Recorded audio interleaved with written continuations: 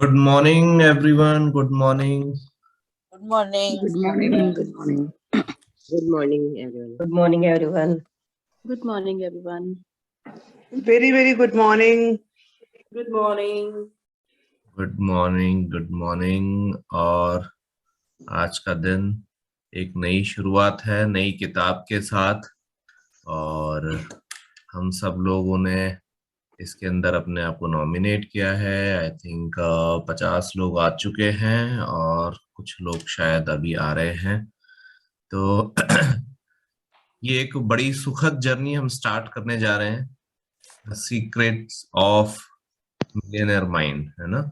और 3 दिन का, जैसा कि हमने पहले बात की थी और ग्रुप में भी डाला है कि 3 दिन हम तिलक जी से ये समझेंगे कि उन्होंने जो इससे पहले इसके ऊपर पूरी की पूरी किताब के ऊपर ये कह लें कि इसको समझा है और उसको एक प्रेजेंटेशन के माध्यम से हम लोगों के साथ शेयर करेंगे, ताकि जब हम इस किताब को पढ़ें तब किन चीजों पे हमारा ध्यान ज्यादा जाएगा, बेहतर जाएगा, क्योंकि ऑलरेडी इसके ऊपर काफी सारा काम किया जा चुका है और हम सब लोगों को कैसे बेस्ट इसका बेनिफिट मिल सकता है।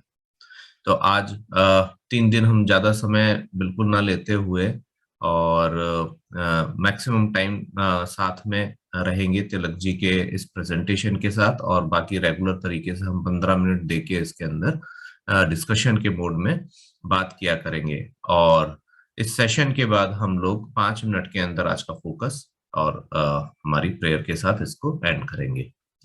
सो कुछ शायद नए लोग भी हैं, नहीं जानते हो तो मैं बता देता हूँ। मेरा नाम साकेत मित्तल है, पीयूष है, और हम लोग जो है मॉर्निंग सेशन के अंदर जो बुक डिस्कस करने जा रहे हैं वो है the secrets of millionaire mind. So over to Tilak sir. Tilak sir, good morning, over to you. Sir mute हैं आप। Good morning once again, Welcome, सभी sir. को बहुत बहुत नमस्कार। Thank you for the warm welcome. And जैसा कि साकेत जी ने बताया कि तिलक जी समझाएंगे, तो तिलक जी कुछ भी नहीं समझाने वाले हैं। जो कुछ समझाने वाले हैं वो टी हार एकर है, हालांकि मेरी नाम राशि गई है। तो टी हार एकर वो शख्सियत हैं जिन्होंने कॉलेज जब ड्रॉप किया था, जब कॉलेज छोड़ा था, तो उस समय बिल्कुल कड़के थे ना। वो लिखते हैं कि जब मैं गैस स्टेशन पे अपनी कार के अंदर गैस भरवाता था, तो मैं उसको गैस स्टेशन वाले को चिल्लर देता था गैस भरवाने के लिए। और वो जो गैस भर रहा होता था वो मेरी तरफ ऐसे देखता था जैसे मैं कोई वेट तोलने वाली मशीन का गुल्लक तोड़ के लेके आ गया हूँ। तो इस कदर जो आदमी की आर्थिक स्थिति, उन्होंने सिर्फ 26 साल की उम्र में अपने आप को खुद के दम पर मिलेनियर बनाया, है ना। और जब उन्होंने मिलेनियर बनाया तो ऐसे क्या चीज हो गई, ऐसा उनको क्या कौन सी चीज हाथ लग गई जिसकी वजह से इतना बड़ा परिवर्तन संभव हुआ। तो वो ये कहते हैं कि जो कुछ भी संभव होता है वो हमारे दिमाग के थ्रू ही होता है। और जो मैंने सफलता पाई, वो ज्यादातर सफल लोग या ज्यादातर अमीर लोग जिस सिद्धांतों का पालन करते हैं उनको पालन करना मैंने भी शुरू किया, तो अमीरी मेरी तरफ भी आने लग गई। यानी कि वो ये बताना चाह रहे हैं कि जो हम अपने आसपास देखते हैं, सफलता के लिए बहुत सारे लोग बहुत लंबा संघर्ष करते रहते हैं, और कुछ लोगों को बहुत आसानी से सफलता मिलती चली जाती है ना।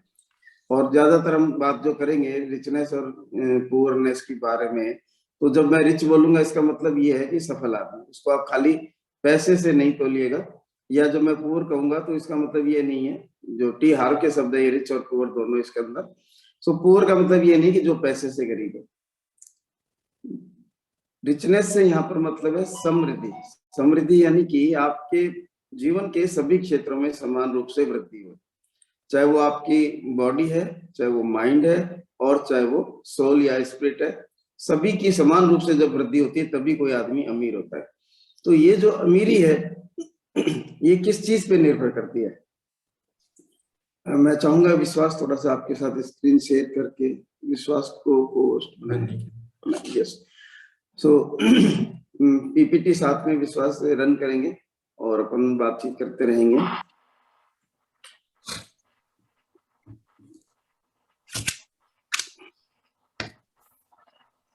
तो जो पहली बात आती है, ये सफलता आखिर निर्भर किस चीज के ऊपर करती है ना, कि क्या ऐसा है कि सफल लोगों के पास में कोई ऐसा जादुई चिराग था जिसकी वजह से उन्होंने तेजी से सफलता हासिल की, और या फिर कुछ ऐसी खास उनको कोई, जैसे रिचनेस के बारे में अपन तिहार की बात करें तो उनके पास ना कोई लॉटरी खुली थी 26 साल की उम्र में अमीर होने के लिए, और ना उनके पास में कोई ऐसा पुश्तैनी जायदाद हाथ आ गई थी, कुछ भी नहीं हुआ था ना। जो कुछ हुआ था सब उन्होंने अपने दम पे किया था, और वो सारा जो बताते हैं उसी की बात हम कहते हैं। वो कहते हैं कि ना तो आपकी जो रिचनेस है ना वो एजुकेशन पे डिपेंड करती है, ना आपकी इंटेलिजेंस पे डिपेंड करती है, ना आपकी क्या एबिलिटीज है उनके ऊपर, या कई बार कहते हैं कि अभी सही समय है, तो ना तो ये रिचनेस आपकी सही समय के ऊपर या गलत समय के ऊपर डिपेंड करती है, ना इनका हैबिट से आपकी कोई कनेक्शन है, ना आपके कॉन्टेक्ट किस तरह के हैं उनसे कोई कनेक्शन है, ना आपकी किस्मत से कनेक्शन है,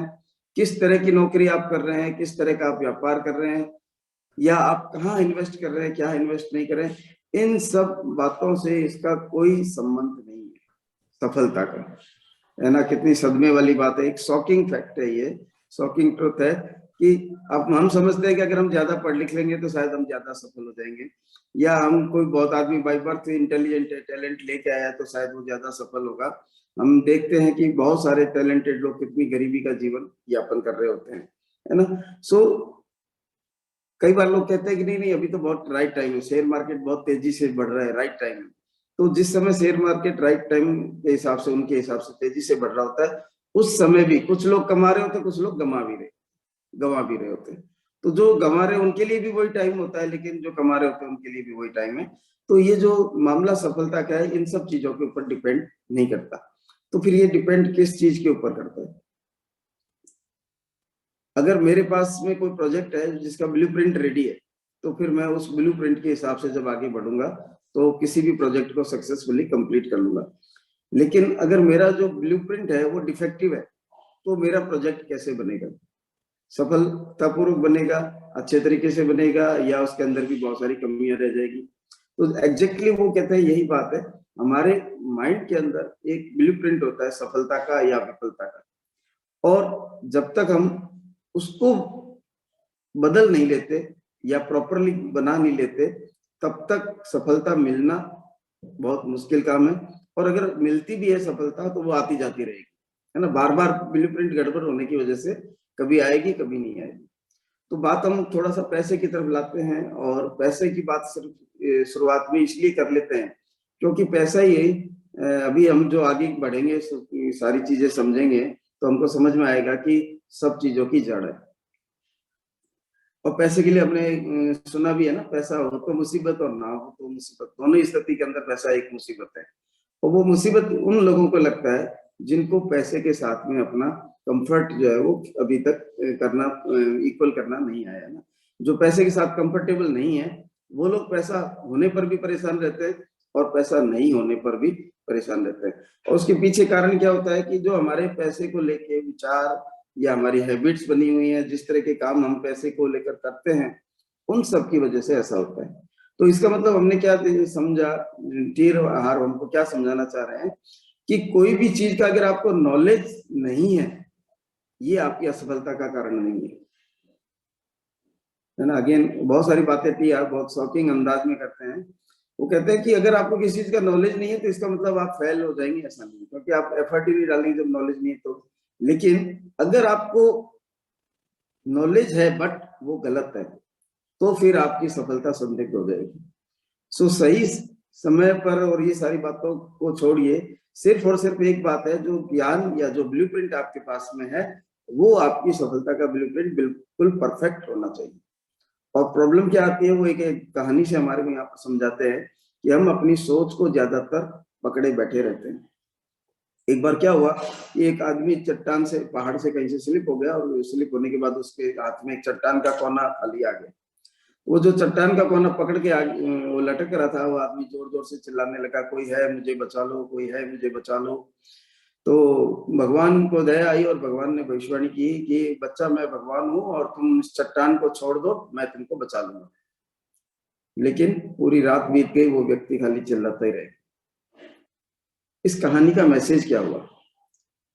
उस आदमी के दिमाग में सिर्फ और सिर्फ एक ही बात थी कि अगर मेरे को बचना है तो इस चट्टान से ऊपर की तरफ जाना होगा, जबकि भगवान खुद कह रहे हैं बच्चा चट्टान छोड़ दो, मैं नीचे हूँ, तुमको पकड़ लूंगा। लेकिन वो अपनी पुरानी सोच को उसी तरीके से नहीं छोड़ता है जिस तरह से हम बहुत सारी चीजों को जानते समझते भी जब एक्शन की बात आती है तो पुरानी चीजों को ही पकड़ के बैठ जाते हैं। तो सही समय पर आपको होना या सही जगह पर होना जितना इम्पोर्टेंट नहीं है, उससे भी ज्यादा इम्पोर्टेंट है आपको एक सही व्यक्ति बनना है। राइट पर्सन टू सक्सेस आपको बनना है। आप कौन है, इस बात की अपन बात करें। आप आफ्टर ऑल है कौन? सही व्यक्ति बनने की बात तो कर रहे हैं, लेकिन मैं कौन हूँ इसको मैं कैसे समझूं, या मैं कैसे बनाऊं, जो आज को मैं हूँ वो बना कैसे हूँ। तो उस सब के पीछे जो हमारी सोच होती है, हमारी धारणाएं, हमारी हैबिट्स है, हमारे कुछ प्लस पॉइंट होते हैं, कुछ निगेटिव पॉइंट्स होते हैं। हम अपने खुद के लिए कैसा फील करते हैं, अपने आप को कैसा समझते हैं, है ना।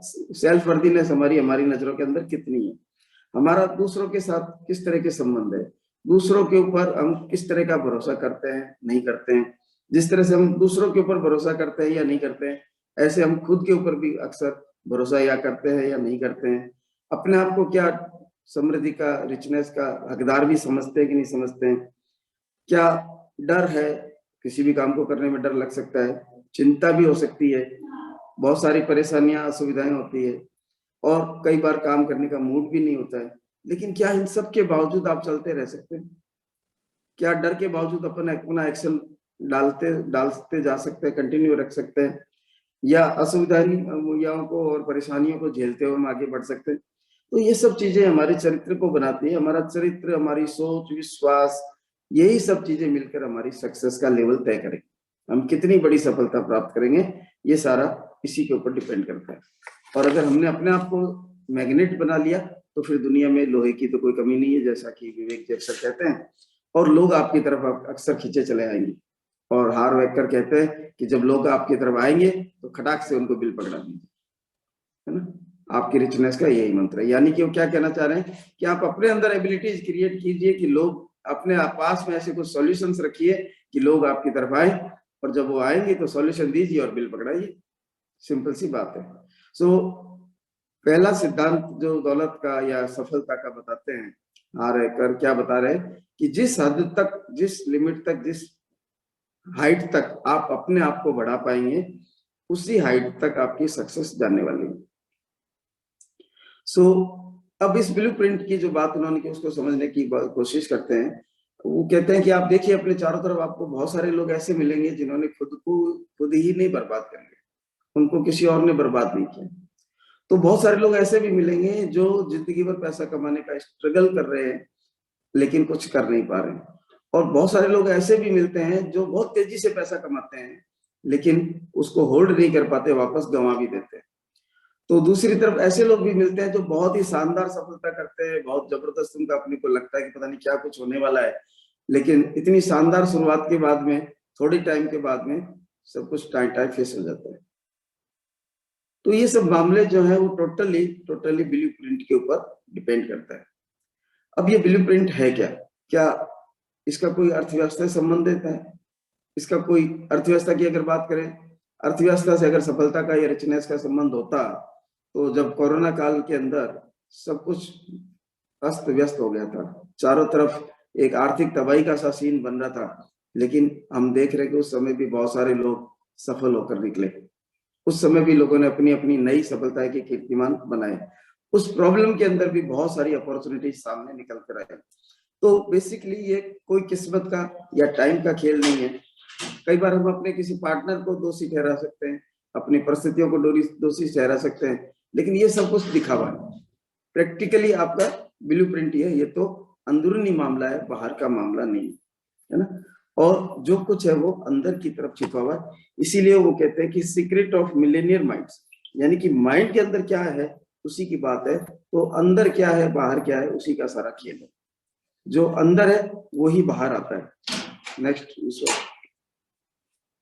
तो इस अंदर बाहर के खेल को समझने की हम कोशिश करते हैं। वो है क्या? ये हमको पता ही है कि फल हमेशा जड़ों से आते हैं, है ना।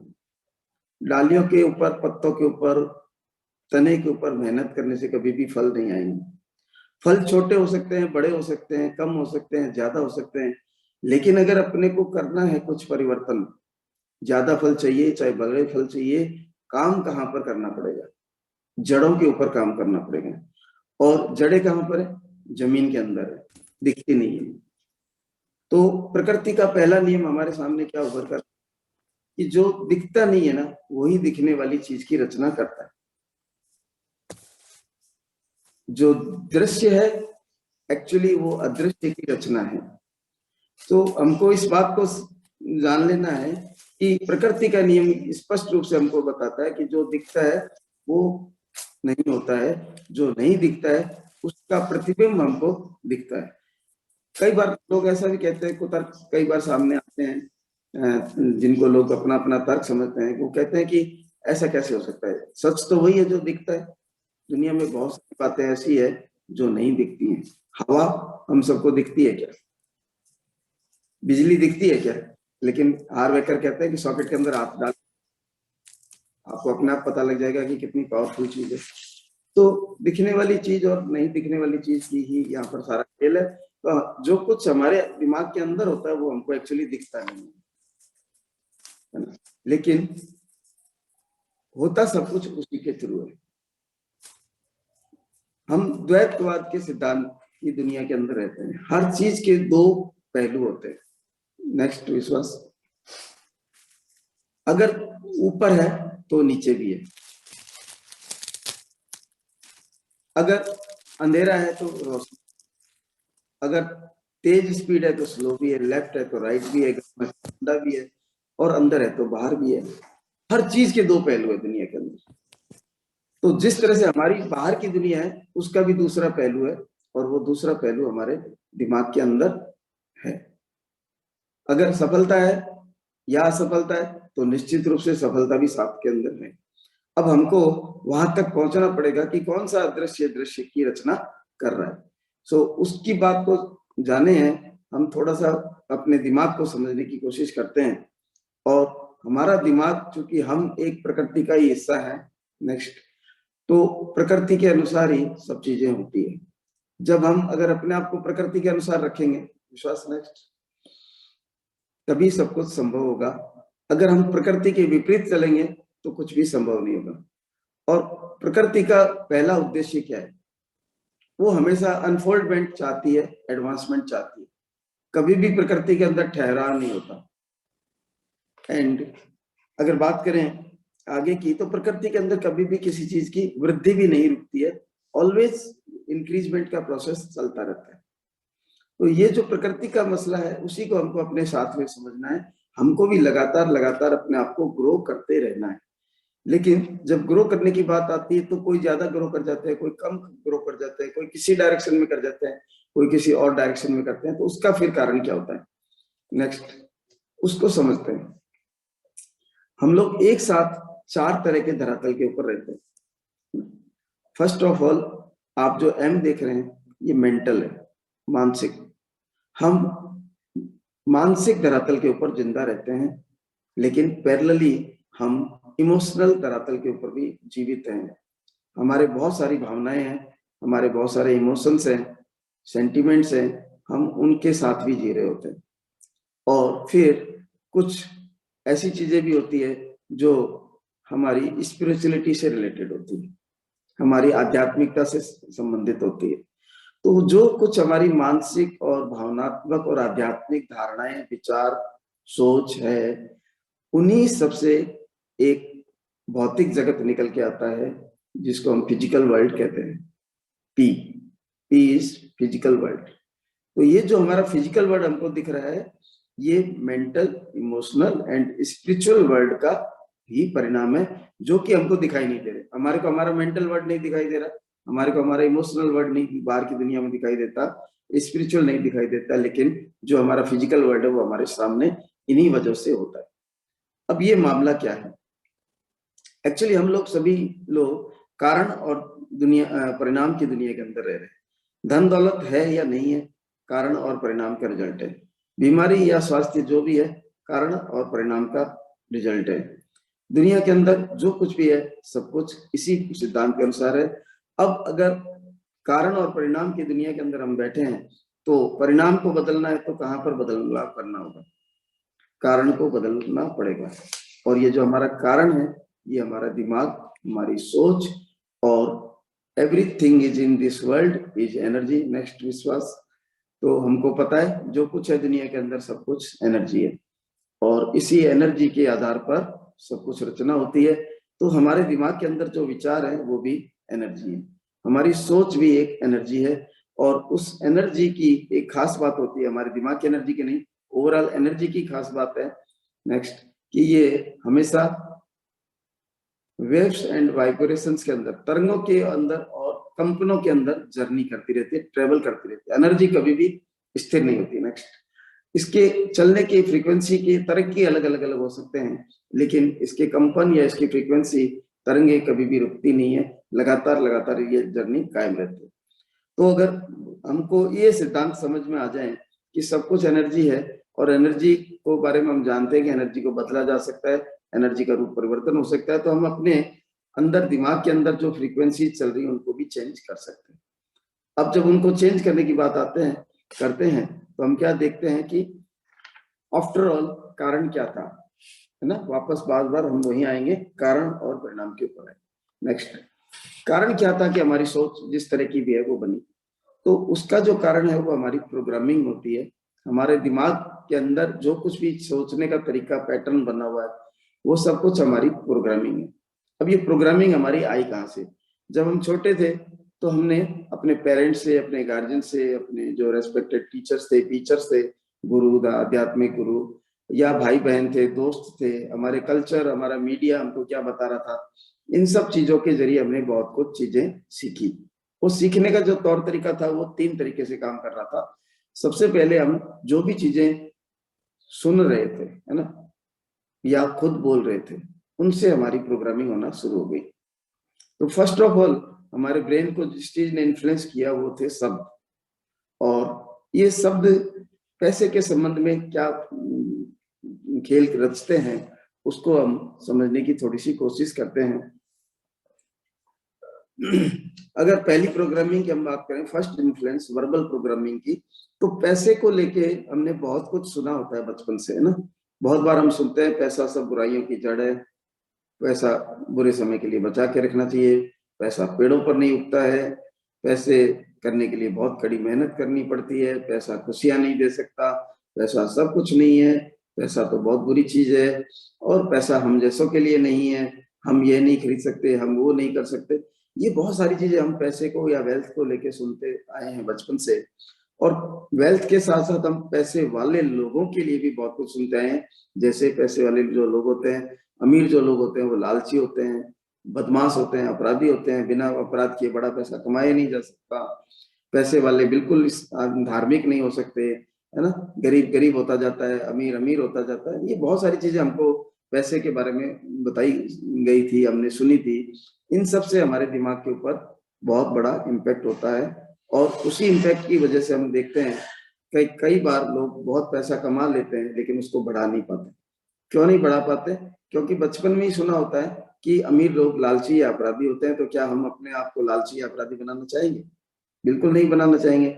इसलिए पैसा हमारे पास आता जाता रहेगा, कभी भी वो बढ़ना शुरू नहीं होगा, क्योंकि कोई भी आदमी अपराधी या लालची या बुरा आदमी नहीं बनना चाहिए। तो पैसे वाला बनना तार्किक रूप से तो हमको सही लगता है, परंतु जब भावनाओं की साथ में किसी डिसीजन की बात आती है तो फिर भावनाएं जीत जाती है। ये जो हमारी प्रोग्रामिंग शाब्दिक हुई है पैसे को लेकर, जब हम पैसा कमाने के लिए सोचते हैं, सफलता के लिए सोचते हैं, तो हमको लगता है बिल्कुल सफलता के लिए प्रयास करना चाहिए, मेहनत करनी चाहिए और पैसा कमाना ही चाहिए। परंतु जब पैसा कमाने के लिए हमारे एक्शन स्टार्ट होने की नौबत आती है तो उस समय डिसीजन होता है हमारी फीलिंग्स और हमारे डिसीजन के बीच में, और उस समय हमारी फीलिंग्स जीत जाती हैं एंड हम इस प्रोग्रामिंग के तहत अगेन पहले की तरह काम करना शुरू कर देते हैं। और हार अपने एग्जाम्पल से बताते हैं कि अभी अपने पास में टाइम की लिमिट है, लेकिन वो एग्जाम्पल से बताते हैं कि शेयर मार्केट में उनकी सफलता या विफलता इस बात पे निर्भर नहीं थी कि मेरे को शेयर्स का कितना नॉलेज था या कितना मेरे को टिप्स मिल रही थी या शेयर मार्केट तेजी की तरफ जा रहा था कि नहीं जा रहा था। वो बताते हैं कि शेयर मार्केट के अंदर भी मेरी सफलता बिल्कुल मेरे ब्लूप्रिंट के ऊपर डिपेंड कर रही थी। जो आप किताब पढ़ेंगे तो वो जानेंगे उसके अंदर। सो फर्स्ट इम्पैक्ट उन्होंने बताया कि हमारा जो मॉडलिंग है वर्बल किस तरीके से हुई है, हमारी प्रोग्रामिंग वर्बल किस तरीके से हुई, उसके ऊपर डिपेंड करता है। And second is influence moulding. हम लोगों को बचपन में क्या क्या देख रहे थे, किस तरह के लोगों को देख रहे थे, किस तरह की चीजों को देख रहे थे, उन सब के अनुसार हमने अपना बिहेवियर को ढालना शुरू कर दिया, अपने एक्शंस को उनके अनुसार करना शुरू कर दिया। तो हम क्या देखते थे, हमारे पेरेंट्स अगर पैसे को लेके झिकझिक करते थे तो पैसा हमारे को भी एक झिकझिक वाला सा अमाउंट दे गया। अगर हमारे पैसे घर के अंदर पैसे बहुत अच्छे से मैनेज होते थे तो फिर हम भी बहुत अच्छे से पैसे को मैनेज करना सीख जाते हैं। तो ये सारी बहुत सारी बातें हैं जो अभी अपन कल के सेशन में जानेंगे कि किस तरह से दो और तरह की प्रोग्रामिंग हमारी हुई है। जो फर्स्ट प्रोग्रामिंग थी हमने देखा वर्बल प्रोग्रामिंग थी, सेकंड हमारी इन्फ्लुएंस की प्रोग्रामिंग, एंड थर्ड बचपन में हमने कुछ खास घटनाएं देखी होती हैं जिनकी बदौलत हमारी प्रोग्रामिंग होती है, जिनके आधार पे हम निर्णय लेते हैं, जिनके आधार पे हम एक्शन डालते हैं। तो आज के लिए इतनी ही बात करेंगे। Thank you, thank you, thank you very much. Over to Saket. Thank you sir, thank you.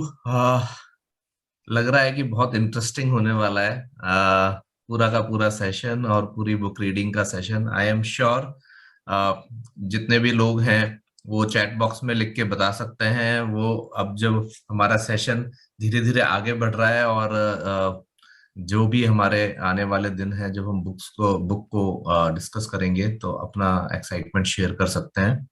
और आज हम बाकी कुछ और चीज नहीं, कुछ फोकस हमारे पास। हाँ, फोकस के लिए आज जो है वो 12 बजे एक अच्छा प्रोग्राम होने वाला है।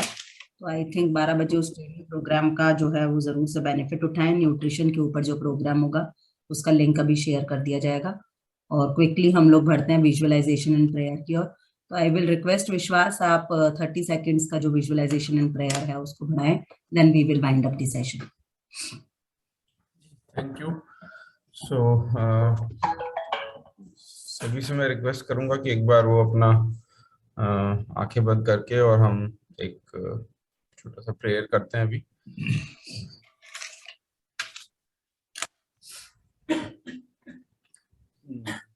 Thank you God, I am a powerful, peaceful and divine soul। मैं एक शांत, शक्तिशाली और पवित्र आत्मा हूँ। थैंक यू गॉड, आज का दिन बहुत ही शानदार दिन होने वाला है। आज के दिन की शानदार शुरुआत के लिए बहुत बहुत धन्यवाद।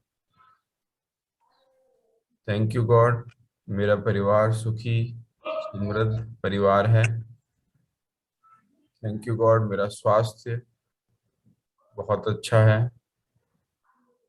थैंक यू गॉड, आपके आशीर्वाद से मेरे सारे सपने पूरे हो रहे हैं। Thank you God, thank you God, thank you God, thank you everyone.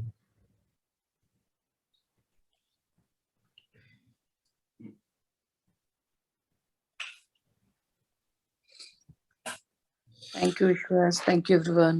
Everyone have Good a diamond. Good diamond everyone. कल सही 7:30 बजे सुबह फिर आप लोगों से मिलेंगे और तब तक के लिए शुभकामनाएं। Thank you, sir. Bye bye. Good diamond, everyone. Good Good diamond, everyone. Thank you, you. everyone.